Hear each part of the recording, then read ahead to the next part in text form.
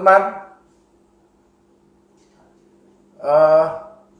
Selamat pagi semuanya, teman-teman Historia dimanapun Anda berada, dari Sabang sampai Merauke, para kawan-kawan seluruh Indonesia di masa wabah corona ini, dari kiri sampai ke kanan.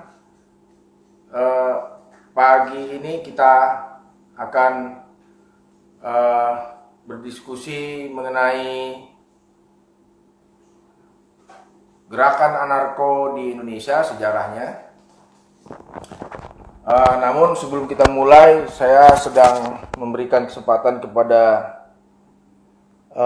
tim teknis untuk mempersiapkan sesuatu, karena narasumber kita juga belum hadir. Nah, ini ada yang bilang suaranya kurang keras. Apakah sekarang sudah terdengar lebih baik? Sudah ya? Oke. Oke, teman-teman Historia, dimanapun Anda berada, terima kasih sudah bergabung dengan historia.id. Seperti sudah kami promosikan beberapa hari sebelumnya, bahwa pagi ini kita akan berdiskusi tentang sejarah gerakan anarko di Indonesia. Kenapa tema anarko kali ini kami pilih sebagai tema diskusi? Karena beberapa hari lalu, seperti kita juga baca di banyak media massa, polisi menangkap beberapa orang aktivis anarko di Tangerang yang dituduh melakukan aktivitas memprovokasi dan menghasut orang, katanya untuk berbuat keonaran, untuk berbuat anarkis. Tapi tentu saja lepas dari persoalan itu, kita ingin membicarakan lebih dalam lagi sebetulnya apa sih gerakan anarko ini. Sebetulnya apa gerakan anarko ini, kemudian ada nggak sejarahnya sampai di Indonesia, kemudian dan bagaimana cerita itu bisa berkembang, dan bagaimana pula sejarah kemunculannya di Eropa. Ya, sudah hadir narasumber kita, Bung Martin Suryajaya. Martin ini penulis yang sangat produktif, menulis beberapa buku filsafat, menulis juga di Indo Progress, menulis banyak hal tentang filsafat dan juga sejarah pemikiran. Dan Bung Martin Suryajaya ini akan menjadi teman diskusi kita semua pada pagi ini. Dan saya juga mempersilahkan kepada teman-teman yang sedang menonton live ini untuk memberikan komentar, kemudian pertanyaan, kritik, gojegan, guyonan, apapun yang Anda suka, gitu, asal jangan membakar HP masing-masing. Dan saya pikir saya akan memberikan sedikit pengantar sambil menunggu yang lain masuk, karena sekarang makin banyak orang bergabung, sudah naik terus ke angka 270 lebih yang bergabung dalam diskusi ini. Jadi memang kenapa kita pilih tema ini, tadi saya sudah katakan, tema anarko ini menjadi menarik karena semenjak tahun 2019 yang lalu, pasca pemilihan presiden, juga ada peristiwa yang menyebut-nyebut nama anarko ini. Kemudian juga kemarin juga sama, sehingga rasa ingin tahu banyak orang itu menjadi besar sekali. Apa sebetulnya gerakan ini, bagaimana sebetulnya dia hadir, dan untuk apa dia hadir. Kita tahu bahwa banyak sekali istilah yang digunakan. Mungkin nanti Bung Martin bisa menjelaskan lebih rinci apa sih sebetulnya anarko. Kemudian juga sering disebut anarkis.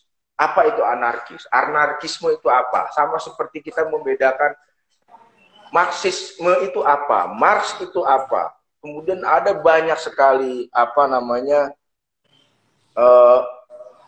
pengertian-pengertian yang sebetulnya perlu kita pahami terlebih dahulu untuk mendapatkan gambaran lengkap sebuah fenomena ataupun sebuah peristiwa yang terjadi.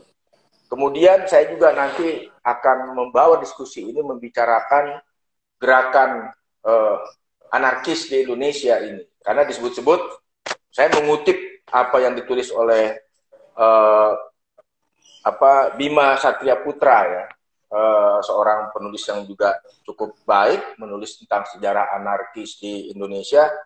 Itu menyebut bahwa Multatuli sebetulnya anarko pertama di tanah Indonesia ini, dan ini juga menjadi satu ketertarikan buat saya. Baik, Bung Martin, saya ingin memulai diskusi kita kali ini dengan pembicaraan apa sih sebetulnya anarkisme itu? Apa yang dimaksud dengan anarko? Bagaimana gerakan ini lahir?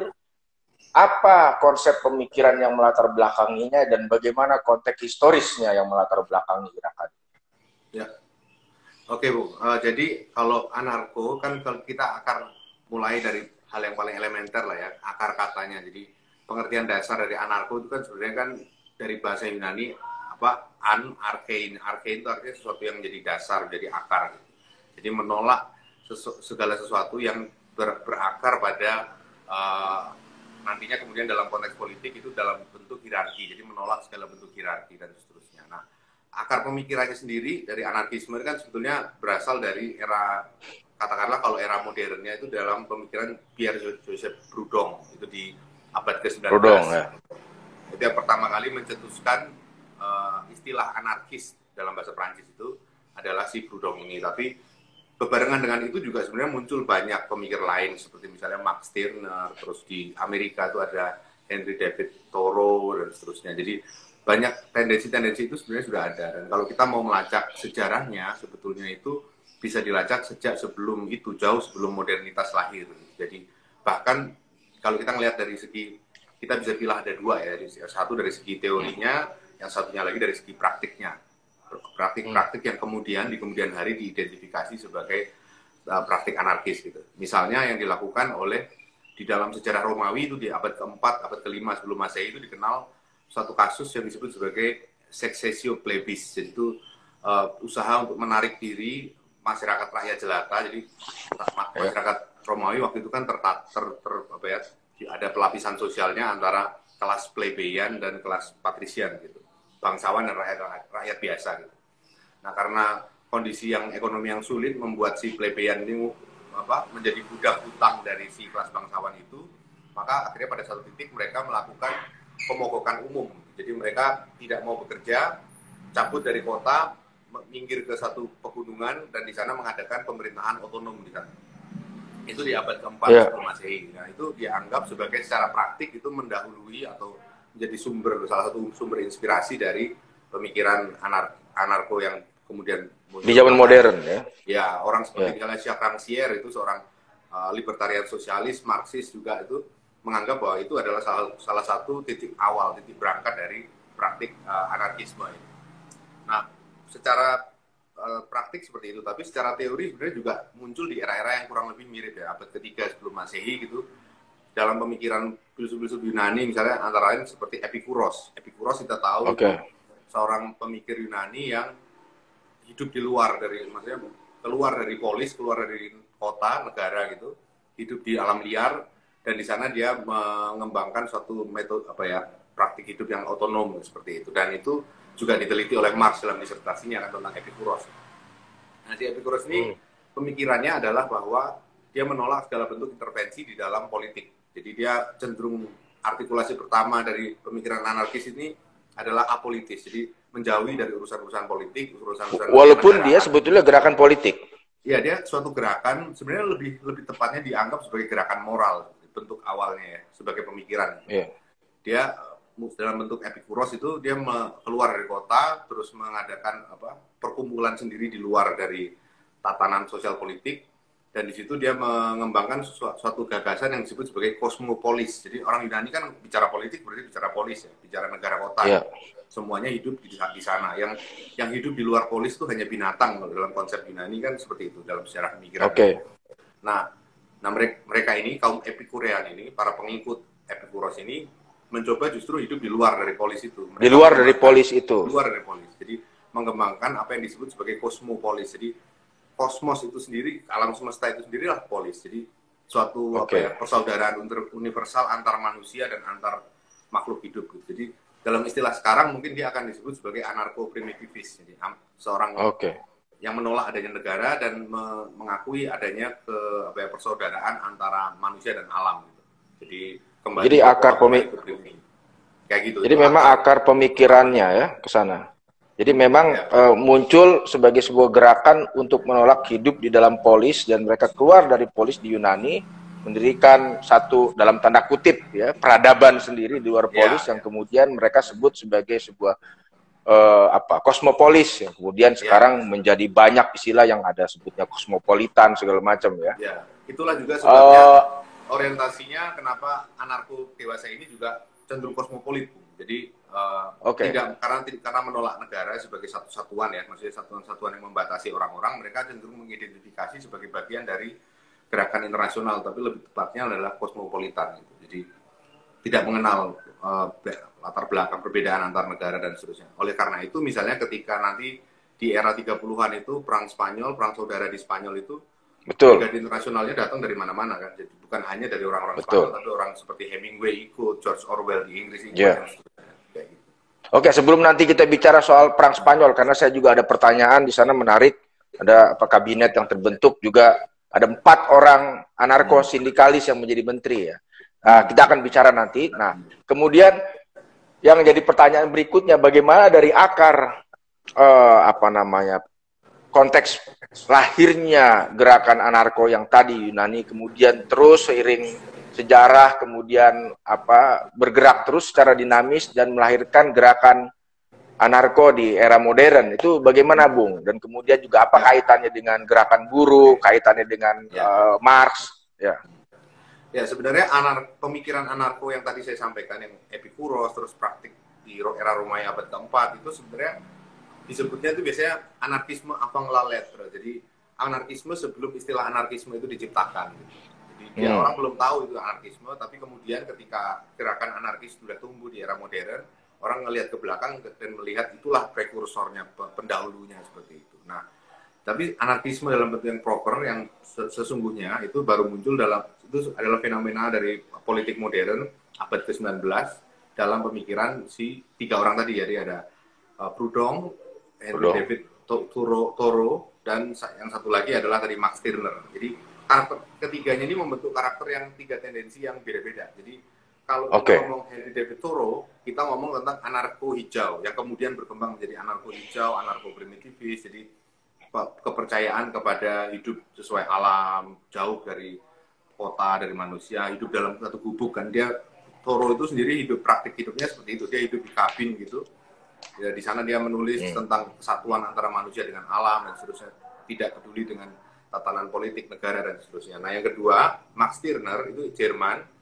Dia adalah apa yang kemudian berkembang menjadi anarko-individualis. Jadi pemikiran anarkis yang sebetulnya mendasarkan diri pada kedaulatan individu. Jadi bahwa segala macam usaha untuk membatasi atau mengerangkeng atau bahkan mendefinisikan individu itu harus ditolak, karena itu usaha untuk melanggar kedaulatan individu. Jadi dasarnya adalah individualisme. Nah, yang ketiga itu adalah Proudhon tadi ya. Proudhon ini anarko dalam bentuknya yang dekat sekali dengan sosialisme, dekat dengan sosialisme Marx. Kita tahu dia dalam diskusi yang intens dengan Marx ya. Jadi ketika Proudhon menerbitkan tentang tulisan pertama ketika dia kata anarkis itu muncul ada di bukunya What is Property. Jadi apa itu kepemilikan. Itu adalah dasar dari pemikiran anarkis dan juga ikut mempengaruhi Marx juga dalam merumuskan sosialismenya. Kemudian Marx menulis tentang poverty of philosophy yang mengkritik Proudhon dan seterusnya. Jadi diskusi tentang anarkisme dan Marxisme itu di dalam varian yang katakanlah anarko-sosialis ini atau libertarian kiri ini dekat sekali gitu. Jadi antara Proudhon dan Marx itu, walaupun posisinya memang tidak pernah akur ya. Jadi karena Proudhon itu menekankan pada penolakan atas segala bentuk hierarki, termasuk juga negara. Sementara Marx itu masih berpikir tentang pengambil alihan negara.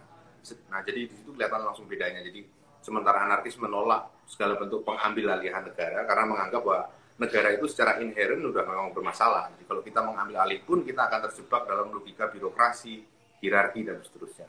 Sementara Marx merasa bahwa itu adalah satu tahapan yang diperlukan sebelum akhirnya terbentuk masyarakat tanpa kelas. Jadi negara itu sendiri harus diambil alih terlebih dahulu. Itu pemikiran Marx. Sehingga posisinya nggak sepenuhnya sama, walaupun keduanya sama-sama mengkritik kapitalisme. Mereka sama-sama anti kapitalis, si Proudhon dan Marx ini.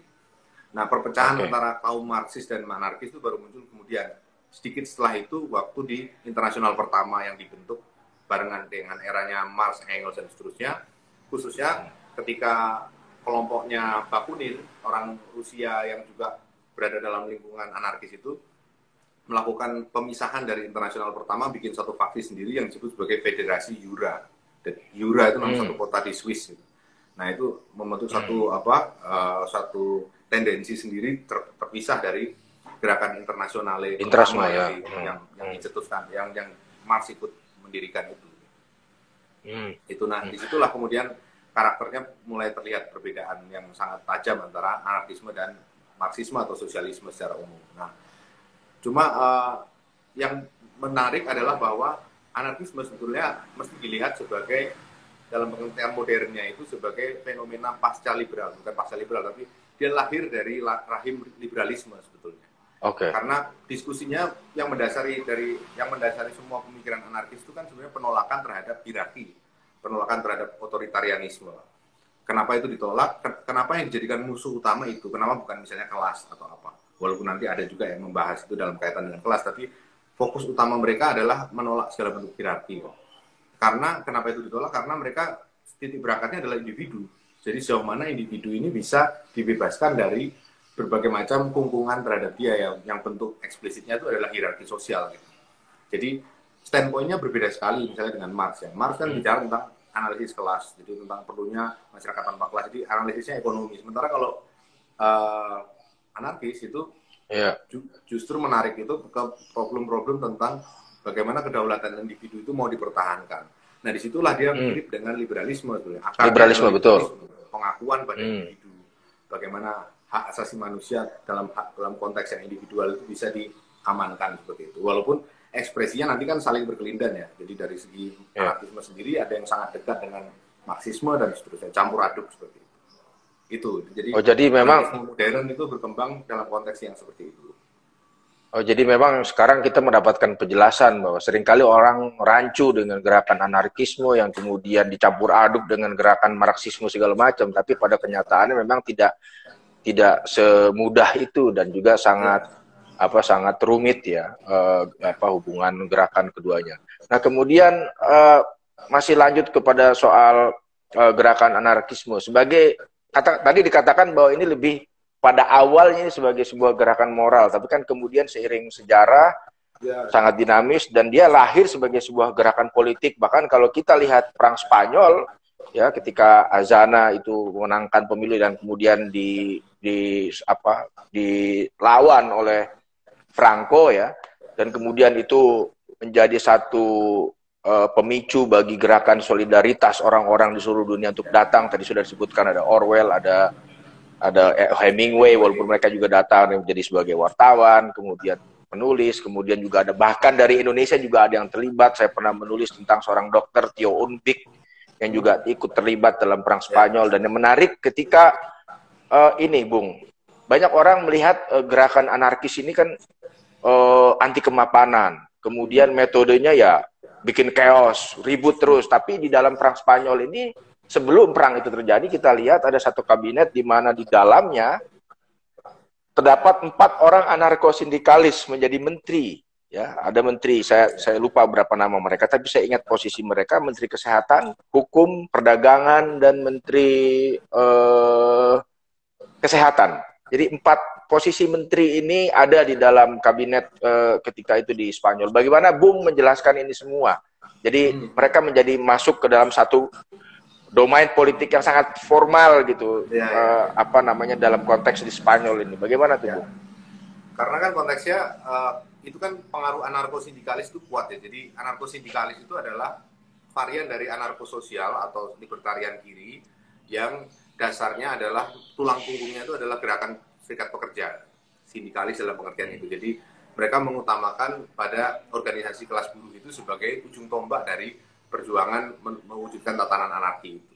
Tetapi tentu saja ketika kita masuk dalam konteks politik real, seperti dalam konteks Spanyol, bahasa yang dimengerti oleh rezim kan bahasa politiknya adalah bahasa negara, bahasa jabatan-jabatan dalam negara dan seterusnya. Nah, itulah yang kemudian diintervensi, dan sehingga bahkan cara kaum anarkis ini masuk ke dalam bentuk masuk mengintervensi masalah politik itu sendiri ditentukan oleh medan yang ada di situ. Jadi tidak selalu bisa sepenuhnya menolak segala bentuk hierarki ataupun jabatan-jabatan yang menandai hierarki itu, birokrasi dan seterusnya. Jadi memang akhirnya ada keperluan taktis untuk masuk ke dalam itu. Walaupun nanti kemudian pada prakteknya kan mereka cenderung mengembangkan suatu metode pendekatan yang sama sekali tidak masuk ke dalam model politik elektoral sama sekali. Jadi benar-benar di luar, bikin satu komune yang otonom dan seterusnya seperti itu. Tapi periode-periode tertentu memang dia masuk ke dalam arena politik yang didefinisikan oleh birokrasi dan seterusnya. Dan itu sebetulnya juga mungkin juga pengaruh dari sosialisme, kan campur aduk ya. Anarko-sindikalis kan di era itu kan, pada masa itu kan belum ada perpecahan antara mereka dengan Stalin kan, dengan Soviet. Yeah. Banyak yang kiri-kiri yang dalam pengertian yang kiri Marxis juga ikutan di dalam proses itu, bergaul dekat dengan anarko-sindikalis. Dan disitulah mungkin metode-metode pengambil alihan negara itu dalam arti tertentu juga diterapkan dalam skala yang lebih kecil seperti itu. Walaupun padahal sebelum mereka padahal mereka sendiri seperti tadi Bung katakan sebetulnya tidak percaya dengan negara, sehingga apapun bentuk pengambil alihan negara itu juga menjadi satu tanda kutip jebakan apabila nanti masuk ke dalam.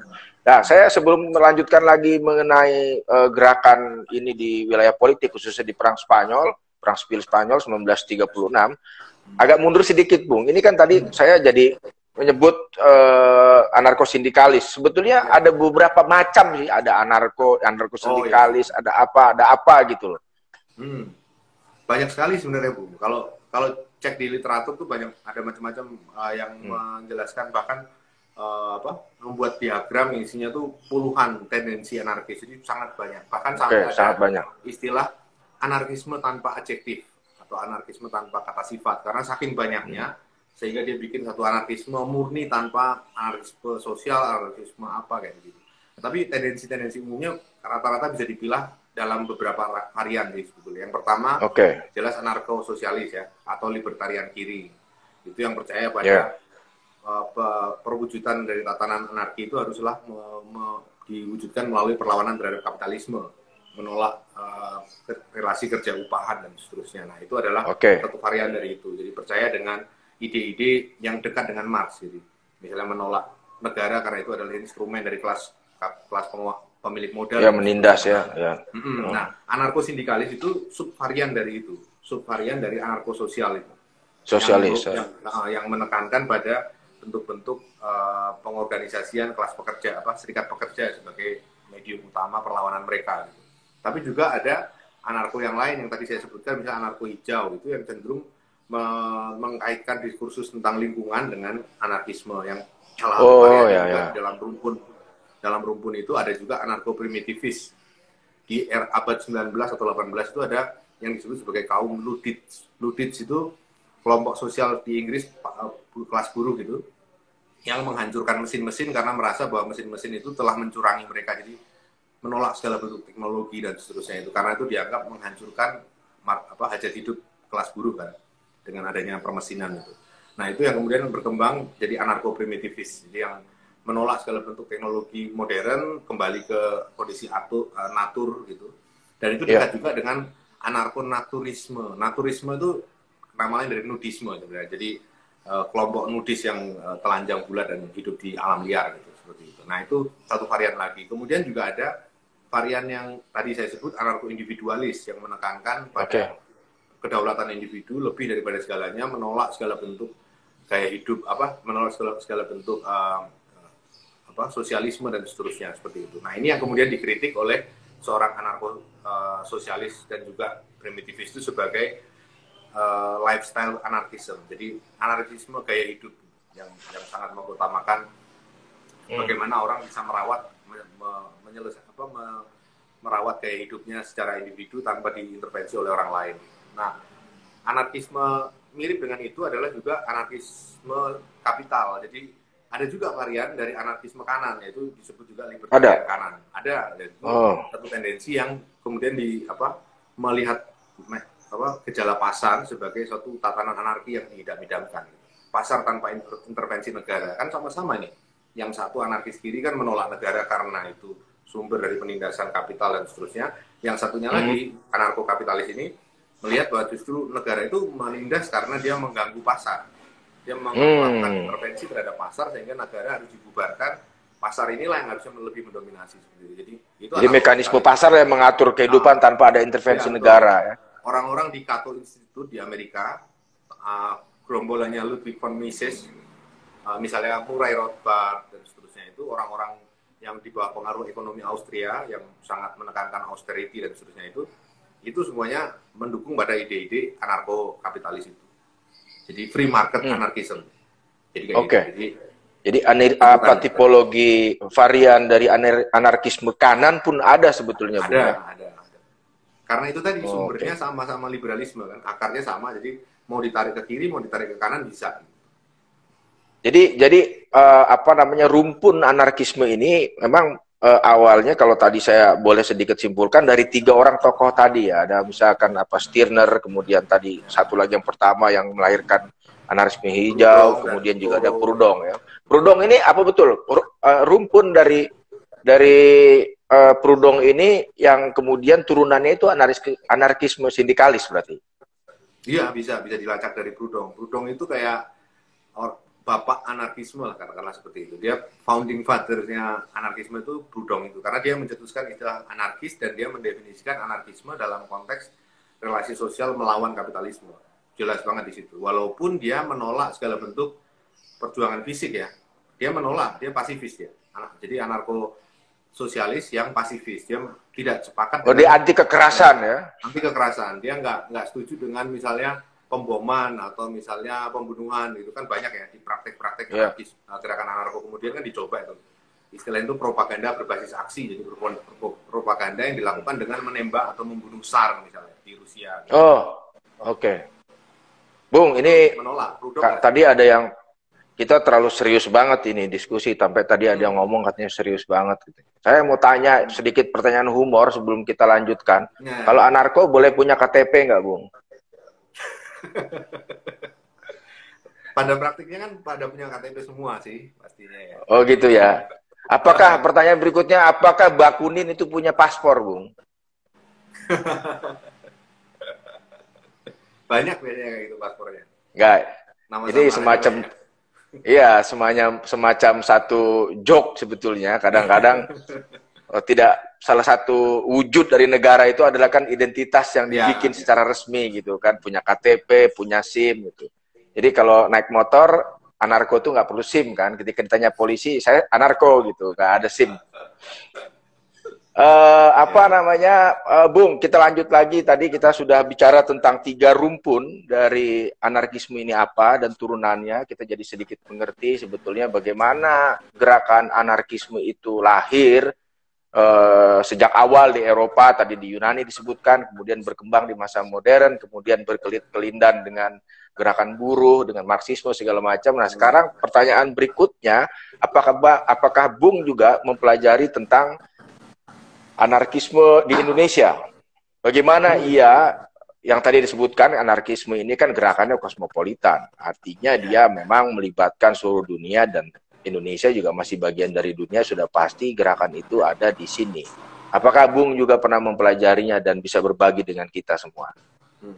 Sebenarnya kalau kajian sejarah tentang anarkisme di Indonesia sudah dibikin oleh Bima Satria Putra itu ya. Dia menulis satu buku, Perang yang Tidak Mungkin Kita Menangkan itu udah maksudnya cukup rinci sih, membahas otoritatif membahas tentang bagaimana ide-ide anarkis itu masuk ke Indonesia dalam bentuk pertama kan peranakan Tionghoa Malaysia itu dari serikat-serikat pekerja situ, mereka punya publikasi dan seterusnya, atau bahkan kalau mau ditarik agak mundur sedikit tuh di sejak Mutatuli seperti itu kan. Tapi sebetulnya di era-era itu kan kita bisa ngelihat bahwa semua orang hampir terpengaruh oleh segala macam hal kan. Maksudnya kayak Soekarno misalnya. Soekarno dia bahkan mengutip Hitler, Nazi, tidak selalu dalam nada yang negatif kan. Ada beberapa betul. dia yang netral aja menganggap itu sebagai suatu pencapaian politik gitu. Jadi itu Iya, kelihatan dari situ bahwa era-era sebelum kemerdekaan lah itu sebagai era orang itu menimba inspirasi dari segala macam pemikiran.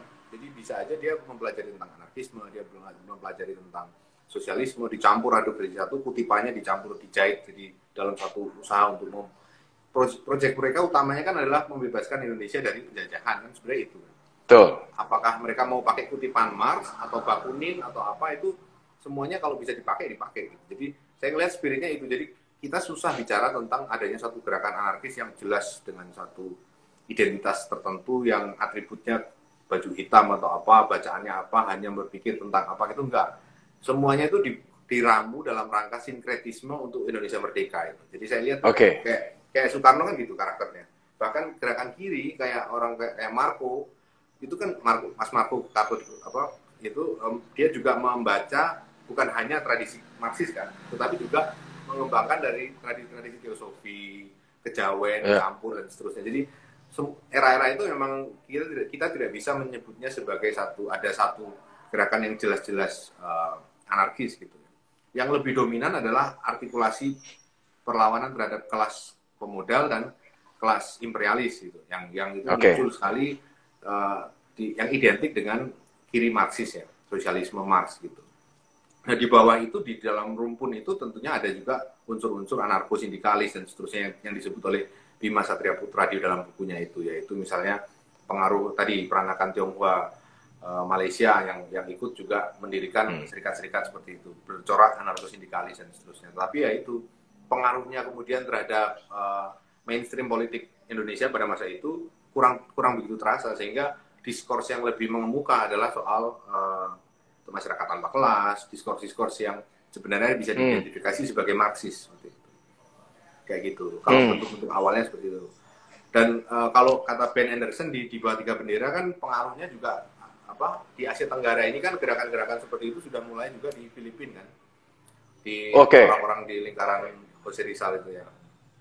Gitu. Ya. Oke, Bung. Eranya memang orang menimba inspirasi.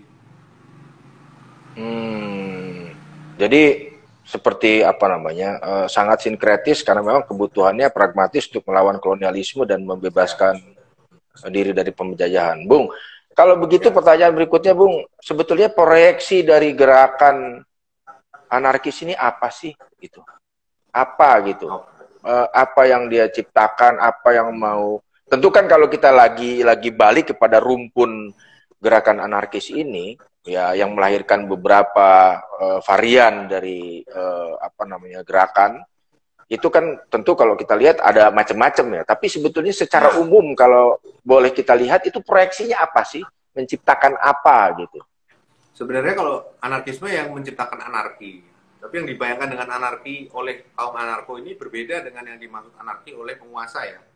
Biasa penguasa politik di mana-mana mengartikan anarki itu sebagai sekedar kekacauan, sebagai tidak ada order, tidak ada tatanan, jadi situasi kacau, penjarahan dan seterusnya. Padahal kalau menurut gerakan anarko sendiri kan yang dimaksud anarki kan sebenarnya bukan itu. Yang dimaksud adalah sebetulnya suatu tatanan tanpa hierarki sosial sehingga setiap orang itu bisa bebas merealisasikan kekhasan dari setiap individu itu. Jadi hubungan sosial tanpa hierarki, di mana kalaupun ada pemimpin itu dipilih dalam lingkup yang sangat kecil itu dipilih dan selalu bisa di-recall dan seterusnya. Imajinasinya ke arah situ. Jadi suatu tatanan tanpa jadi governance tanpa government. Jadi suatu ketatanan pemerintahan tanpa pemerintah. Jadi nggak ada rezim pemerintah, itu nggak ada.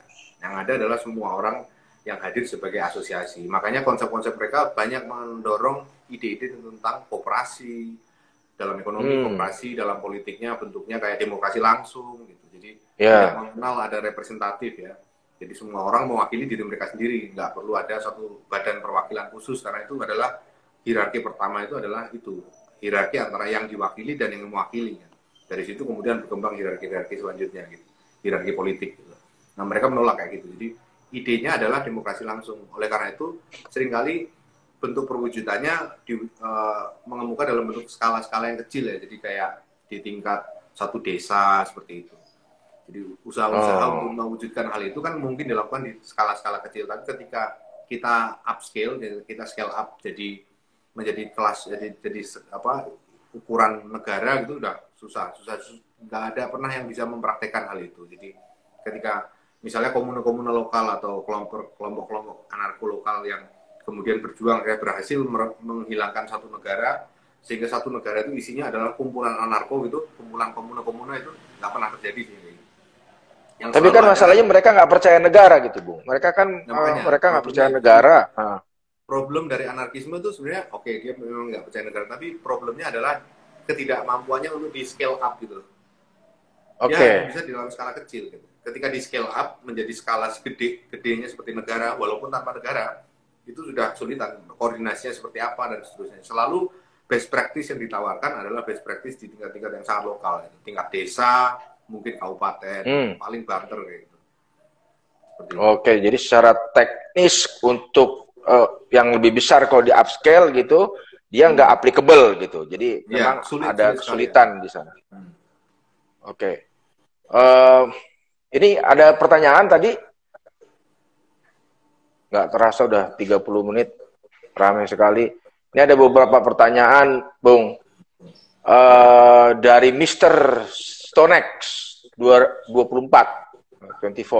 Tahun 70-an anarkis di Inggris akrab dengan punk. Apa korelasinya?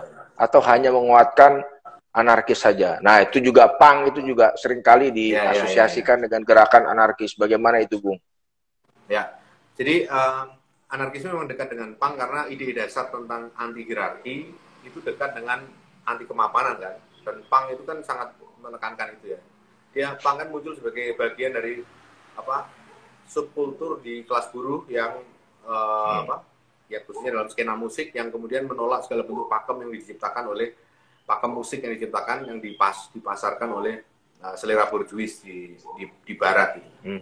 Nah, itu berkembang sebagai perlawanan terhadap semua norma-norma itu. Nah, disitulah ketemu dengan tradisi anarkis karena kan sama-sama menolak kemapanan, menolak hierarki yang rigid antara kelas yang beradab dan tidak beradab, yang berkuasa dan tidak berkuasa dan seterusnya seperti itu. Jadi pengaruhnya sangat kuat. Jadi dan itu juga yang menandai ketika anarkisme itu masuk ke Indonesia untuk pertama kali. Jadi anarkisme kan masuk ke Indonesia artinya bukan pertama kali ya. Waktu pertama kali kan memang di era-era 20-an belum ada kayak gitu. Tapi itu kan bubar ya. Artinya terserap oleh sebagai gerakan dia mulai wujudnya eksis gitu. Ya. Kapan jadinya gitu, Bu ya? Sebagai gerakan kan muncul di era-era 90-an di kita ya, di Indonesia. Di era-era 90-an perlawanan terhadap Soeharto dan seterusnya itu didahului oleh satu periode simbiosis antara gerakan punk dan anarko ini. Jadi ide-ide anarko muncul di lingkaran punk di Indonesia itu. Dan makanya kemudian bahkan ketika jadi identifikasi ini sangat dekat, sangat erat gitu ya antara punk dan anarkisme. Bahkan ketika bom ATM Jogja kemarin 2011 itu kan polisi menyebutnya, oh ini pelakunya adalah narkopang. Narkopang itu maksud mereka adalah anarkopang gitu. Jadi ide asosiasi mereka tentang pang dan anarkisme itu dekat sekali gitu.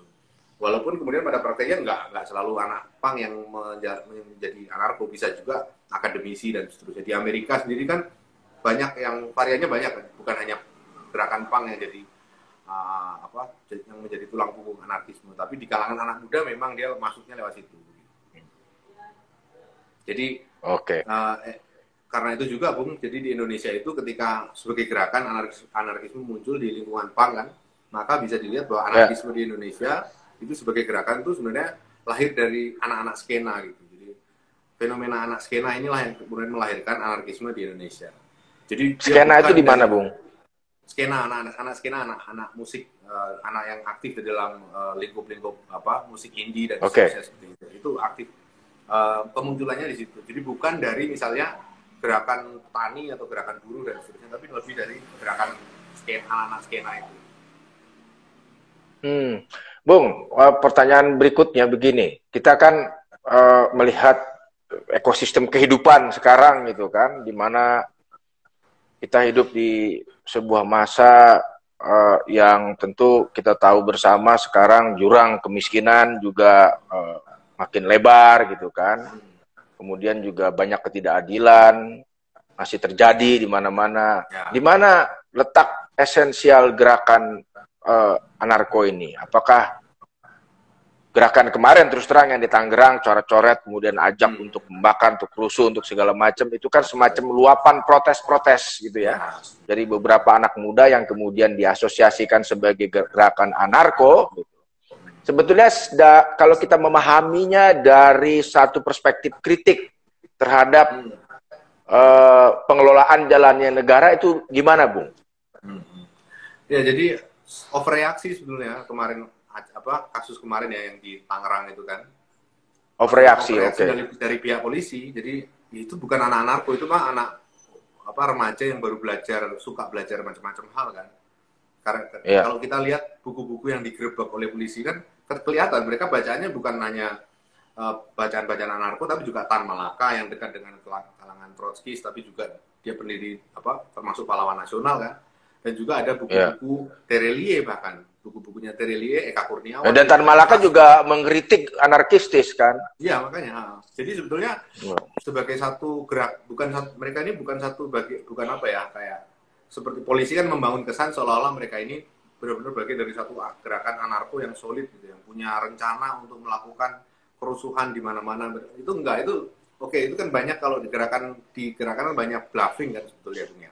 Jadi kita bluffing, maksudnya kita berbual-bual tentang kondisi ideal yang kita harapkan, nggak ada lagi negara, semuanya bebas dan seterusnya. Nah, ketika itu dianggap oleh polisi sebagai satu program, itu kan kacau. Jadi sebenarnya bukan program, itu sebenarnya suatu angan-angan tentang kondisi tanpa kelangkaan barang-barang, semua orang bisa mengakses semuanya dan seterusnya. Jadi sebenarnya aspirasi-aspirasi yang anak-anak muda yang baru belajar gitu. Jadi overreaksi ketika polisi menganggap itu sebagai gerakan yang mau melakukan kekacauan dan seterusnya. Berbeda halnya dengan misalnya gerakan kanan ya. Kalau gerakan kanan jelas itu punya struktur yang mau mengambil alih negara dan seterusnya. Tapi kalau anak-anak ini sebenarnya enggak, anak-anak ini kayak baru-baru pada fase belajar lah kalau kita ngelihat ya. Dari bacaannya, dari apa yang mereka tuliskan, bahkan itu kan konflik dasarnya kan bahkan nggak ada analisis kelas di situ. Dia hanya ngomong tentang orang kaya, orang miskin gitu. Kalau anarko-sosialis kan lebih artikulasinya jauh lebih tajam lagi, ngomong tentang kelas kapitalis dan kelas buruh dan seterusnya. Ini enggak. Jadi benar-benar kayak lebih seperti ekspresi campur aduk antara anarkisme dengan kecemburuan sosial dicampur jadi satu. Jadi masih belajar orang-orang ini. Jadi tidak seharusnya direaksi sekeras itu, berlebihan. Dan itu juga itu juga bagian dari ini, Bung. Memang ada satu kultur dalam anarkisme yang cenderung gampang melakukan propaganda berbasis aksi tadi itu. Misalnya kayak pembunuhan, pemboman, tapi itu sudah dihentikan lama. Itu kan era-era sampai 1911 ya, sekitar itu ya. Trotsky mengkritik itu. Nah, itu praktik-praktik yang semula dilakukan untuk menghancurkan rezim dengan cara membunuh SAR waktu itu di Rusia, atau ngebom atau apa segala macam, ngerampok bank dan seterusnya. Tapi kemudian ternyata justru kontraproduktif karena SAR-nya diganti atau malah tatanan hukumnya malah dibuat lebih keras sehingga mereka direpresi semuanya. Dan yang direpresi bukan hanya yang anarkis, tapi semua yang kelihatan kiri disikat semua kan, akhirnya gitu. Itu buruk bagi gerakan sebetulnya. Nah, kemudian juga kaitannya dengan naiknya Hitler, propaganda berbasis aksi seperti yang dipraktekkan oleh anarkisme, itu kan sudah kadung lekat dengan citra anarkisme pada masa itu. Sehingga Hitler bisa melakukan satu manipulasi ketika gedung DPR Jerman itu, Reichstag itu dibakar. Iya, dibakar ya. Kan, Hitler kan menyatakan lewat media-medianya itu bahwa pelakunya adalah anarko-kiri, anarko-sosialis gitu, yang melakukan pembakaran ini. Sehingga habis itu semuanya dilarang, dipukul gerakan mulai dari yang anarkis sampai yang sosialis marxis semuanya diberantas pada masa itu. Dan itu menunjukkan bagaimana aksi propaganda berbasis aksi atau yang sifatnya pembunuhan, pemboman, vandalisme atau segala macam itu sesuatu yang seringkali kontraproduktif karena dengan mudah bisa dipakai oleh kekuatan ultra kanan untuk menunjukkan bahwa ini ada usaha-usaha untuk menggulingkan negara dan seterusnya. Padahal nggak ada, padahal sebenarnya cuma usaha splatteran lah gitu sifatnya. Luapan-luapan sesaat seperti itu. Kayak gitu. Jadi juga kasus yang kita lihat di Tangerang tuh harusnya dibaca dalam skema seperti itu. Bung, ada pertanyaan, ini masih relevan dengan pembahasan yang barusan. Bagaimana cara mengidentifikasi anarkisme dari COPS? Ini gimana kita mengidentifikasinya, sebuah gerakan, sebuah aksi itu masuk ke dalam kategori anarkisme? Karena ini kan rancu semuanya, kacau semuanya. Sama seperti ketika menggunakan kata radikal dalam pemikiran radikalisme yang kemudian campur baur dan menjadi apa? Punya potensi salah paham lah gitu. Ini bagaimana katanya cara mengidentifikasi anarkisme? Kalau dari segi sebenarnya kalau dari sebagai istilah ya tadi itu awalnya harus dibedakan antara anarki yang dimengerti oleh para politisi mainstream, itu kan anarki artinya kekacauan, dan anarki dalam arti kondisi ideal masyarakat tanpa hierarki, masyarakat egaliter yang dibayangkan oleh kaum anarko ini. Jadi anarko ini punya standpoint berbeda dengan konsep anarki dalam pengertian rezim berkuasa gitu ya. Dan juga kalau kita ngomong tentang atributnya jelas sekali kalau anarko itu biasanya memang ini atribut, maksudnya secara fisik ya, secara kelihatan dari luar itu pakaiannya hitam, pakai masker, seringkali pakai topeng Guy Fawkes yang tokoh yang seringkali jadi V for Vendetta di film itu kan. Terus suka sekali dengan nama samaran. Padahal dia tidak melakukan apa-apa yang ilegal, cuma dia suka aja terlihat tersembunyi seperti itu. Oh, jadi anarko sebagai lifestyle gitu, sebagai fashion. Jadi sebagai bagian dari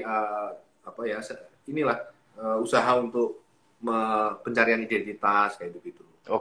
Jadi itu kan juga bisa dibaca sebagai fase dalam perkembangan diri seseorang kan. Sebenarnya bisa gitu juga. Jadi tidak semuanya langsung pasti ideologis dalam pengertian itu, dalam pengertian mencita-citakan keadaan anarkisme sampai dengan dia sampai tua gitu enggak. Jadi seringkali juga itu satu fase dalam ketika orang masih muda, bacaannya banyak, bahwa dia mulai merespon dengan menolak segala macam norma-norma dan seterusnya, mengidentifikasi diri sebagai gerakan anarkis dengan memakai topeng, memakai nama samaran, padahal dia nggak melakukan apa-apa yang ilegal, dia nggak pernah dikejar-kejar polisi dan seterusnya. Kayak gitu-gitu. Jadi seringkali kita mengeneralisir mereka-mereka ini sebagai kelompok-kelompok yang punya niat-niat jahat terhadap negara, padahal ya enggak. Kadang mereka cuma sekedar kritis gitu, kritis di sosmed, kritis semacam aktualisasi diri gitu. Ya sebagian dari itu, coret-coret graffiti, street art kayak gitu kan tidak dengan sendirinya menjadi satu rongrongan terhadap ideologi negara. Berbeda dengan misalnya Hizbut Tahrir. Hizbut Tahrir kan yang kemarin itu menjadi kontroversi, itu clear, itu punya struktur yang jauh lebih jelas daripada anarko-anarko ini. Nah kalau negara mau khawatir jangan dengan anarko-anarko ini, karena mereka nggak ada, bisa dibulatkan jadi nol gitu loh. Maksud saya seperti itu.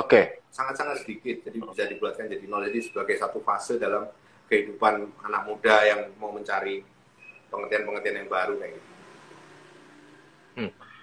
Kalau kita kembali lagi kepada pertanyaan sejarah gerakan anarko di Indonesia, apakah Bung melihat paling tidak ada nggak sedikit banyak gitu peran atau sumbangan kelompok atau gerakan anarko ini di dalam sejarah Republik ini gitu? Sebenarnya kalau ya kita tahu lah ada Multatuli, ada segala macam, ada cucu keponakan Bima menulis cucunya, tapi sebetulnya itu Ernest Dosdecker itu keponakan dari Multatuli yang kemudian kita kenal Setiabudi, dan dia juga seorang anarkis katanya. Nah, sebetulnya ada nggak sih peran mereka di dalam sejarah dan menyumbangkan apa buat Republik ini? Pikiran sekecil apapun gitu, jejak-jejaknya itu ada nggak? Sebenarnya kalau dari tadi yang saya bilang ya, mereka kan sinkretis ya, orang kayak Dosdecker yang Indische Party itu kan dalam rangka yang ini mencampurkan berbagai macam pemikiran, asalkan itu bisa menyumbangkan pada usaha untuk memerdekakan Indonesia gitu. Dia kan juga ikut perang di Perang Boer kalau nggak salah di Afrika Selatan kan, Dosdecker ini. Iya betul, iya ikut Perang Boer dia. Mungkin dalam arti itu dia bisa dibaca dalam semangat internasionalis seperti Brigade Internasional yang di Perang Spanyol, tapi juga karena kan Boer kan ada urusan dengan Belanda ya, jadi kita juga susah juga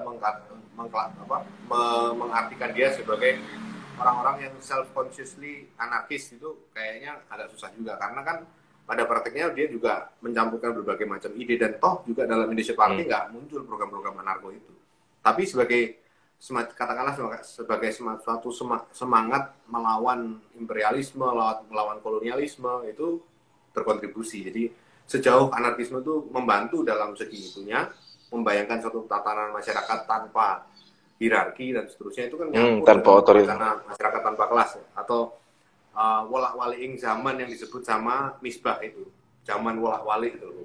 Nah itu kan zaman terbaliknya segala sesuatu, ketika apa yang berada di atas tidak lagi berada di atas seperti itu. Jadi kita imajinasi seperti itu kan nyampur. Mungkin akarnya salah satunya bisa dilihat dari kontribusi anarkis di situ. Jadi bagaimana dia masuk ke dalam suatu wacana yang bercampur juga dengan Marxisme dan lain-lain, dan juga dengan Islamisme dan seterusnya, nasionalisme, dan akhirnya intinya proyek utamanya adalah menghancurkan tatanan penjajahan itu. Dan dari situ mungkin pengaruhnya. Tapi bahwa mereka pernah mengutip Bakunin, mereka pernah mengutip apa, itu menurut saya nggak bisa dijadikan bukti bahwa mereka ini seorang anarkis atau bukan anarkis, karena toh tadi saya bilang Soekarno pun mengutip Hitler dengan nada yang kadang positif, bukan berarti dia pendukung Nazi gitu. Ya, seperti itulah. Oke. Nah, kita juga kalau di Indonesia kita bicara soal bentuk-bentuk masyarakat tradisional, katakanlah pernah juga disebut-sebut kalau di Blora itu Wong Samin itu juga anarki. Dia anti otoritas, kemudian menolak pajak dan segala macam. Kemudian properti itu menjadi lemah potong duwe, banyu potong duwe gitu kan. Itu juga dianggap sebagai sebuah bentuk-bentuk dari anarkisme yang secara tradisional memang sudah ada di Indonesia, atau Baduy lah gitu kan, yang juga menunjukkan ciri-ciri yang sama. Apa itu juga bisa diterima, Bung? Ya, kalau dalam kerangka anarko-primitivis mereka akan cenderung mengidentifikasi itu sebagai bagian dari kerangka anarko ya mungkin ya. Tetapi itu kan sebetulnya pelabelan terhadap sesuatu yang sudah terjadi. Jadi mereka tidak ikut andil dalam mendirikan itu kan, itu bagian dari tradisi gitu, hidup berkembang seperti gerakan Samin dan seterusnya tadi itu kan sudah ada jauh bahkan sebelum ada Indonesia kan.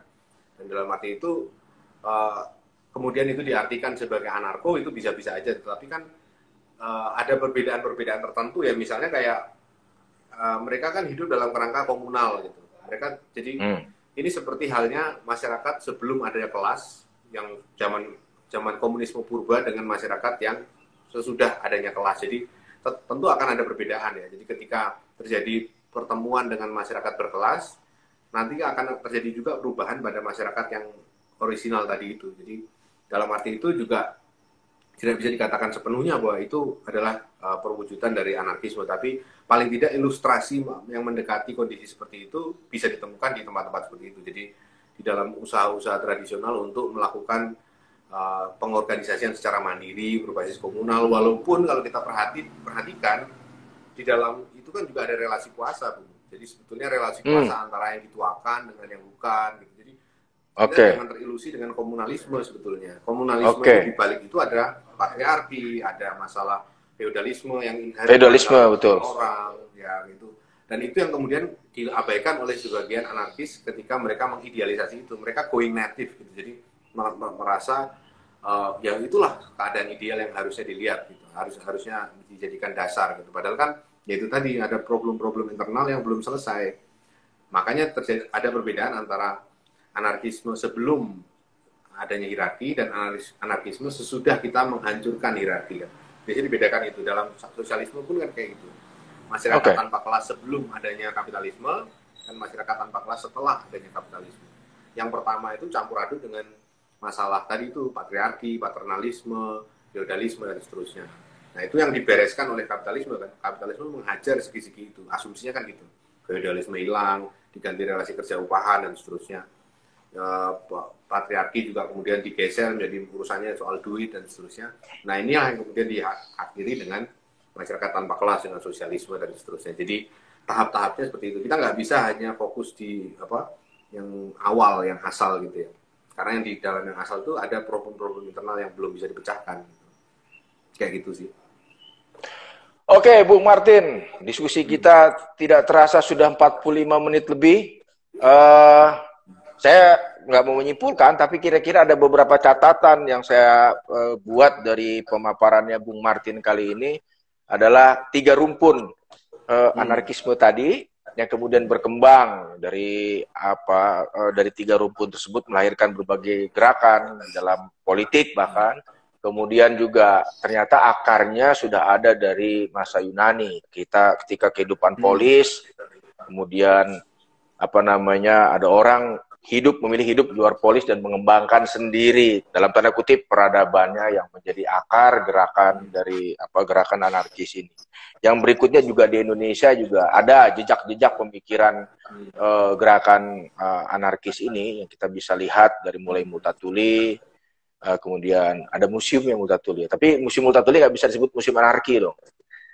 Kemudian juga keponakannya Dr. Setiabudi ya. Artinya memang gerakan ini punya jejak-jejak akar sejarah yang sudah jauh terjadi di sini dan itu bisa kita dapatkan dari penjelasan Bung Martin tadi. Nah, udah nggak ada pertanyaan lagi ya, karena juga waktu udah mepet banget.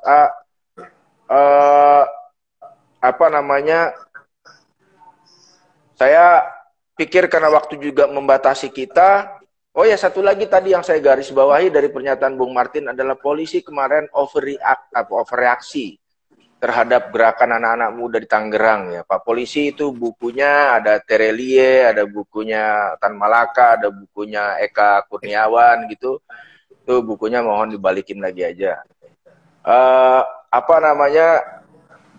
Kemudian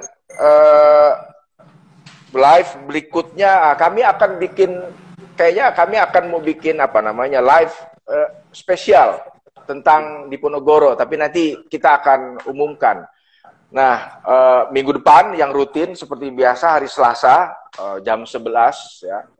Kita akan talk show lagi, diskusi lagi tentang tema menariknya. Kemudian teman-teman yang mau melihat siaran rekaman ini karena mungkin tidak sempat melihat, nanti bisa dilihat di YouTube ya. Nanti bisa dilihat di YouTube, mungkin beberapa jam ke depan rekamannya kalau sudah jadi akan disiarkan di YouTube. Jika teman-teman yang mau melihat bisa lihat YouTube. Kemudian kalau ada ide tentang gagasan, tentang tema-tema apa yang menarik untuk menjadi tema talk show kita di Historia ini, silakan nanti teman-teman ikutin pollingnya yang akan di-share di IG storiesnya historia.id. Jadi silakan ikuti kalau punya ide untuk angkat tema apa sebagai tema diskusi, tema talk show kita, silakan. Yang berikutnya adalah teman-teman jaga kesehatan, tetap di rumah, jangan lupa tidur, istirahat cukup, makan yang baik, ya. Terus baca buku. Kalau bukunya kemarin sempat dilihatin sama Pak Polisi, umpetin dulu, takut diambil. Dan juga jangan lupa untuk follow dan like Instagram historia.id atau di YouTube subscribe YouTube-nya historia.id. Sekali lagi terima kasih Bung Martin Suryajaya atas berbagi waktu, kesempatan dan ilmu pengetahuannya. Silakan teman-teman yang lain ajukan kritik, saran, gagasan ke Instagram Historia. Terima kasih. Sampai jumpa minggu depan. Tetap sehat